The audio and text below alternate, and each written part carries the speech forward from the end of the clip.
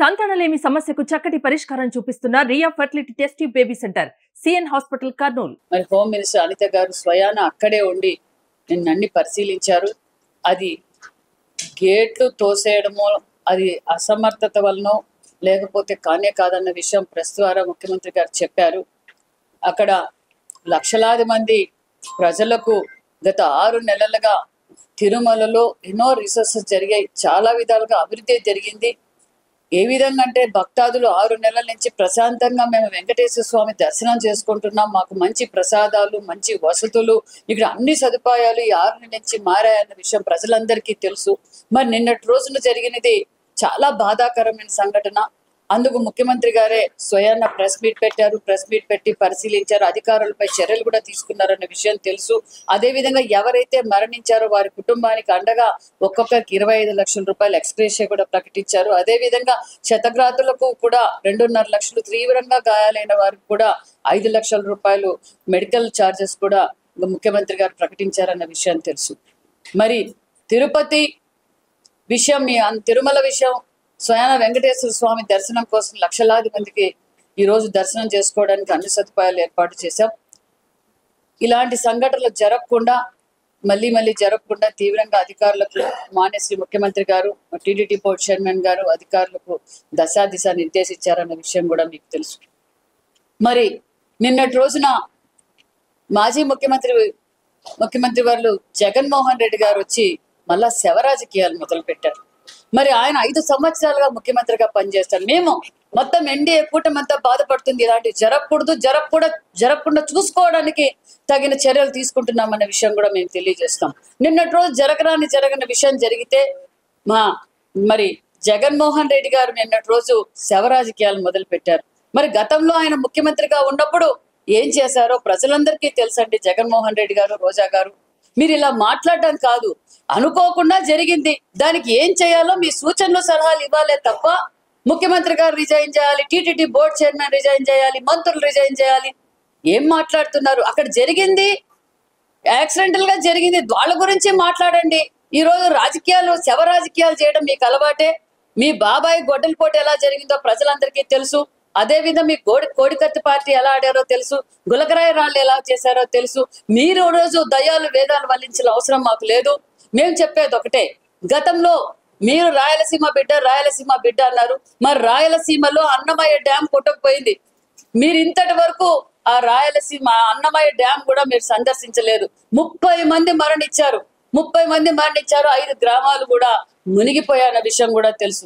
ఆ రోజు ప్రతిపక్షంలో ఉన్న మాన్యశ్రీ ముఖ్యమంత్రి చంద్రబాబు నాయుడు గారు అన్నమయ్య డ్యాంకి వెళ్ళి శతఘాతుల్ని, మరణించిన కుటుంబాలకి ఓదారుస్తూ, అదే విధంగా బోనమ్మ గారు కూడా ప్రతి కుటుంబానికి 1 లక్ష రూపాయలు కూడా విరాళం కూడా అందజేశారన్న విషయాన్ని మీరు మర్చిపోతున్నారు. అదే విధంగా ఎప్పుడు ప్రతిపక్షంలో ఉన్నా, అధికారంలో ఉన్నా ప్రజలే శ్రేయస్సుగా, ప్రజల అభివృద్ధికి, ప్రజలకు అండగా ఉండాలన్నదే మాన్యశ్రీ ముఖ్యమంత్రి చంద్రబాబు నాయుడు గారి లక్ష్యం అన్న విషయాన్ని కూడా మీకు తెలుసు.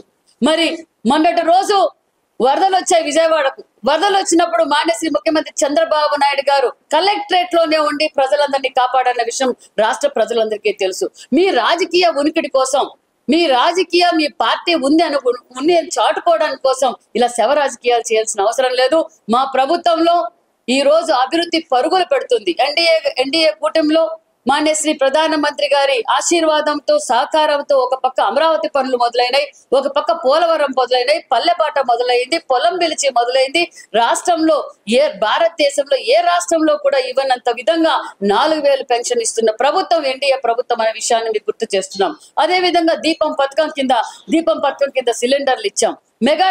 తొలి మెగా డిఎస్ఏ అని చెప్పాం. తొలి మెగా డిఎస్ఏతో సంతకం పెట్టిన ఘనత మాన్యశ్రీ ముఖ్యమంత్రి చంద్రబాబు నాయుడు. ఒక పక్క సంక్షేమం, ఒక పక్క పరిశ్రమలు, ఒక పక్క సంపద సృష్టించగల నాయకుడు మాన్యశ్రీ ముఖ్యమంత్రి చంద్రబాబు నాయుడు గారు అన్న విషయాన్ని రాష్ట్ర ప్రజలందరూ గ్రహించే ఈ రోజు సంపూర్ణమైన మెజార్టీ మాకు ఇచ్చారన్న విషయం మీరు మర్చిపోయి, మీకు ఆ 11 సీట్లకే పరితం చేశారంటే ప్రజలు మీ పరిపాలన మీద ఎంత విరక్తి పుట్టారో ప్రజలందరికీ తెలుసు.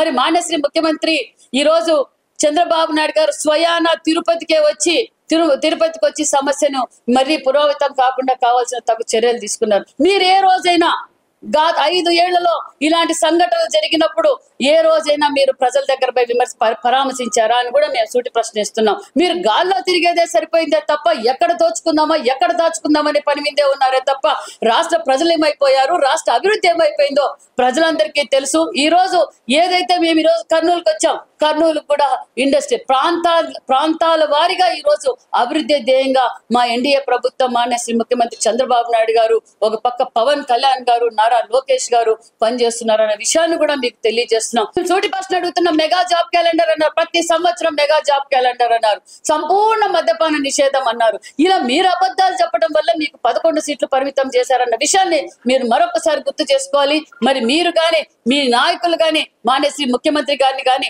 పవన్ కళ్యాణ్ గారిని విమర్శించే స్థాయి మీరు కోల్పోయారన్న విషయాన్ని కూడా మీకు తెలియజేస్తూ మీరు అభివృద్ధి మీదకి రండి చర్చకి. అభివృద్ధి మీరు ఒక మాజీ ముఖ్యమంత్రిగా మీరు చర్చించడానికి రండి, ఎక్కడ అన్యాయం జరుగుతుందో రండి, మేము కూర్చోవడానికి సిద్ధంగా ఉన్నామని కూడా తెలియజేస్తున్నాం. Thank you.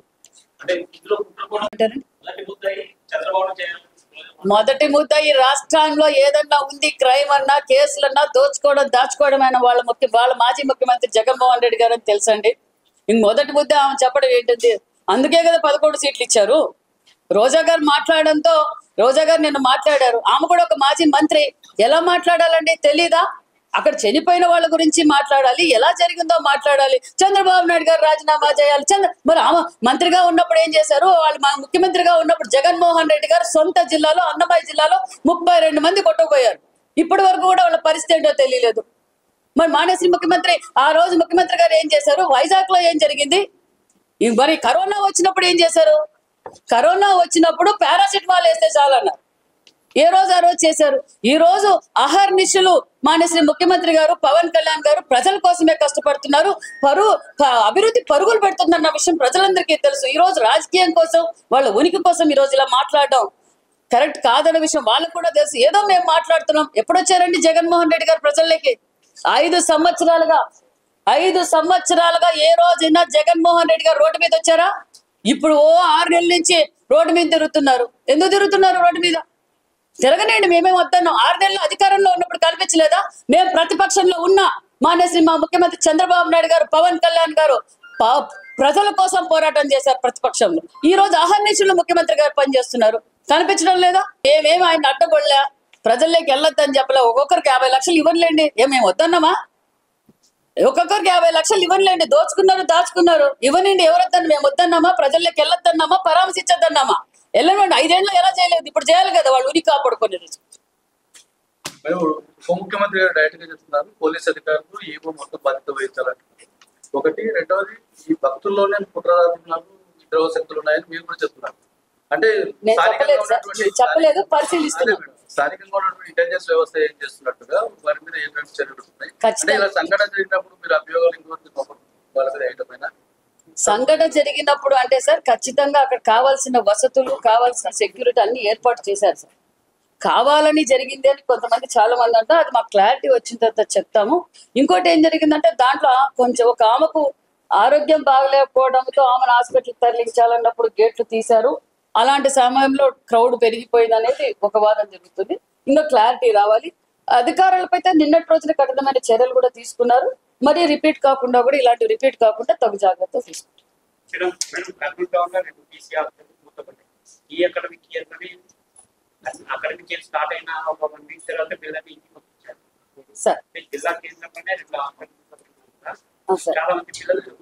సార్ అది పరిశీలిస్తాం సార్ ఖచ్చితంగా. ఎందుకంటే గత 5 సంవత్సరాల్లో బీసీ హాస్టల్స్ పరిస్థితి, బీసీ కురుకుల పరిస్థితి బాగాలేదు. ఎందుకంటే కనీసం మినిమం మెయింటెనెన్స్ కూడా చేయక వదిలేశారు. మరి మేము 6 నెలలు అధికారంలోకి రాగానే ఎన్డీఏ ప్రభుత్వంలో మానేశ్వరి ముఖ్యమంత్రి చంద్రబాబు నాయుడు గారి దృష్టికి తీసుకెళ్లాం. రెన్యువేషన్లు కూడా డబ్బులు ఇచ్చాం. మరి బీసీ హాస్టల్స్ కోసం సుమారుగా కలెక్టర్ మేము అందరం కలిసి 4 కోట్ల రూపాయలు, మరి అదే విధంగా మన కర్నూలు ఎంపీ మన నాగరాజు గారు కూడా 1 కోటి రూపాయలు బీసీ హాస్టల్స్ కి రెన్యువేషన్ కూడా మంజూరు చేశారన్న విషయాన్ని కూడా మీకు తెలుసు. ఖచ్చితంగా హాస్టల్స్ పరిస్థితి ఏంటో కనుక్కొని నేను ఇమీడియట్ గా మీకు ఇన్ఫార్మ్ చేస్తాను.